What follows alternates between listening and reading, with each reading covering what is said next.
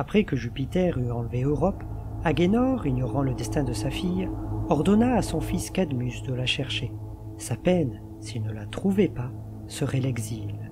Ainsi le voulut ce père à la fois tendre et cruel.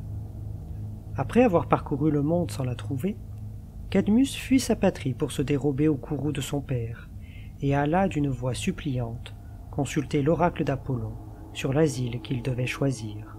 « Une génisse, répondit le dieu, s'offrira à tes regards dans un champ solitaire.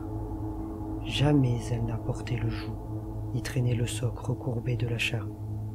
Prends-la pour guide, et, dans le champ où tu la verras se reposer, entreprends de fonder une ville, et donne à la contrée le nom de Béotie. » À peine descendu de l'antre de Castalie, Cadmus vit s'avancer à pas lents et sans gardien une génisse dont le cou ne portait aucune marque de servitude.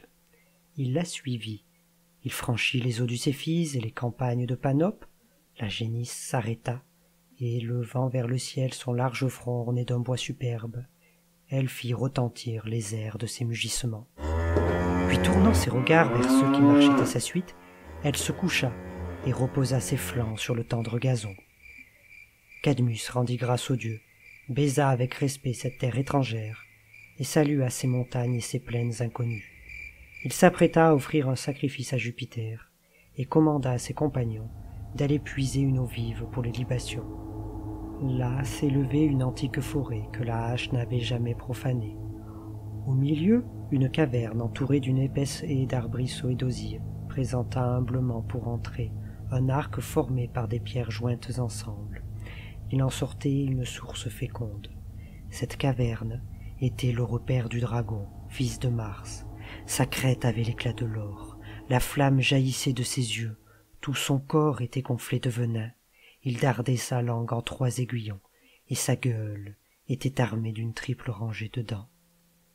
À peine les Tyriens avaient-ils porté leurs pas dans ce bois funeste, à peine l'urne, jetée au milieu de l'eau, avait-elle retenti, que le serpent avança hors de l'antre sa longue tête azurée et fit entendre d'horribles sifflements. Les urnes échappèrent à leurs mains, leur sang reflua et leurs membres se glacèrent de stupeur et d'effroi. Le monstre plia et replia en 1000 anneaux sa croupe couverte d'écailles, et, dans ses bonds tortueux, décrivit des arcs immenses. Plus de la moitié de son corps se dressa dans les airs et domina toute la forêt, et sa grandeur, à le voir tout entier, égalait celle du serpent qui séparait les 2 ours.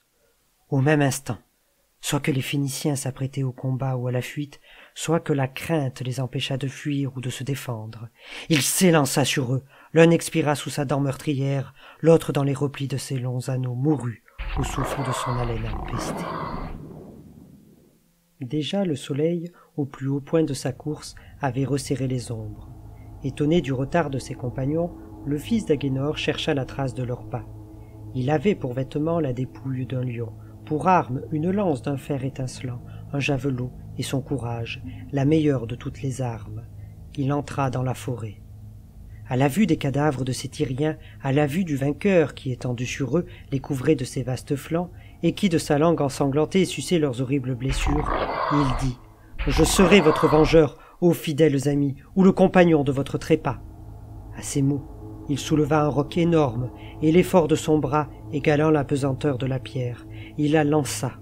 Ce choc eut ébranlé les remparts couronnés des plus superbes tours. Le serpent resta sans blessure, et cuirassé de ses écailles, sa peau dure et hideuse repoussa les coups les plus vigoureux.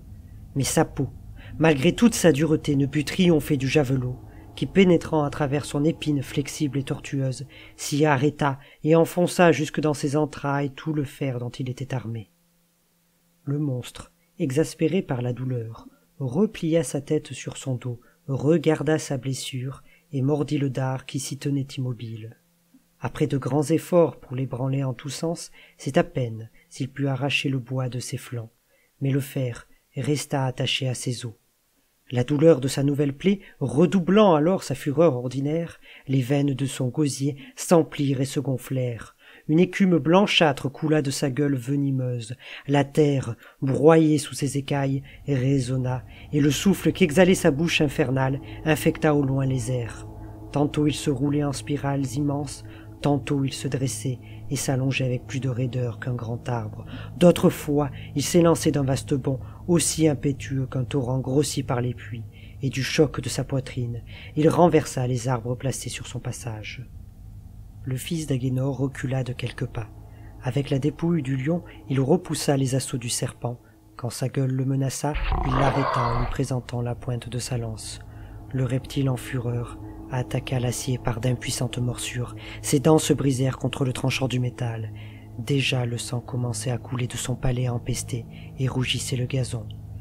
Mais la blessure était légère, si bien qu'il se déroba aux atteintes du fer en reculant sa tête, et par ce mouvement l'empêcha de se fixer dans la plaie et d'y pénétrer plus avant. Enfin, le fils d'Agénor enfonça le fer dans le gosier du monstre, le pressa sans relâche et le poussa en arrière jusqu'à ce qu'il allât se heurter contre un chêne, qui l'arrêta et que sa tête et l'arbre fussent percés du même coup.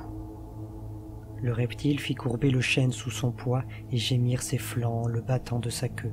Tandis que le vainqueur contempla l'énormité de son ennemi vaincu, tout à coup une voix se fit entendre. On ne pouvait reconnaître d'où elle était partie, mais elle proféra ces mots. « Pourquoi, fils d'Agénor, regarder le serpent que tu viens de tuer? Toi aussi, on te verra un jour sous la forme d'un serpent. » Saisi d'un long effroi, il se troubla, il pâlit, une terreur glaciale fit dresser ses cheveux sur sa tête. Pallas, la déesse qui protégeait Cadmus, descendit des plaines éthérées et s'offrit à ses regards. Elle lui ordonna de remuer la terre et d'enfouir en son sein les dents du serpent, qui serait la graine d'un peuple nouveau. Il obéit, appuyé sur la charrue, il traça des sillons, et suivant l'ordre de la déesse, sema dans la terre les dents qui devaient enfanter des hommes. Aussitôt, au prodige incroyable, la glèbe commença à se mouvoir. Du milieu des sillons surgit d'abord une forêt de lances. Bientôt des casques agitèrent leurs aigrettes éclatantes. Ensuite apparurent des épaules, des poitrines, des bras chargés de traits, et toute une moisson d'hommes couverts de boucliers. Ainsi, dans les jeux solennels, quand s'élevait la toile du théâtre, on voyait paraître les figures qu'elle représentait. D'abord elle montrait la tête, et peu à peu le reste du corps, jusqu'à ce que, se déroulant en entier par une facile continuité, elle posait enfin les pieds sur la scène. Effrayé à la vue de ce nouvel ennemi, Cadmus allait prendre ses armes. « Ne les prends pas !» s'écria un des enfants de la terre, « et ne va pas te mêler à cette guerre civile !» À ces mots, il frappa de sa terrible épée le plus proche de ses frères, et tomba lui-même sous le coup d'un javelot lancé de loin. Celui qui l'avait livré au trépas ne lui survécut pas longtemps, et rendit bientôt le souffle qu'il venait de recevoir. Une égale fureur anima tout ce peuple, et dans la guerre qu'ils se livrèrent, ses frères qui venaient de naître s'entretuèrent les uns les autres. Déjà ces jeunes guerriers dont le destin avait renfermé la vie dans d'étroites limites, frappaient de leur poitrine palpitante leur mère ensanglantée. Il n'en restait que 5. De ce nombre était Échione. Il mit bas les armes à la voix de Pallas, et il échangea avec ses frères des gages de foi et de paix. Ils devinrent les compagnons des travaux de Cadmus, lorsqu'il voulut accomplir l'oracle d'Apollon en fondant une ville.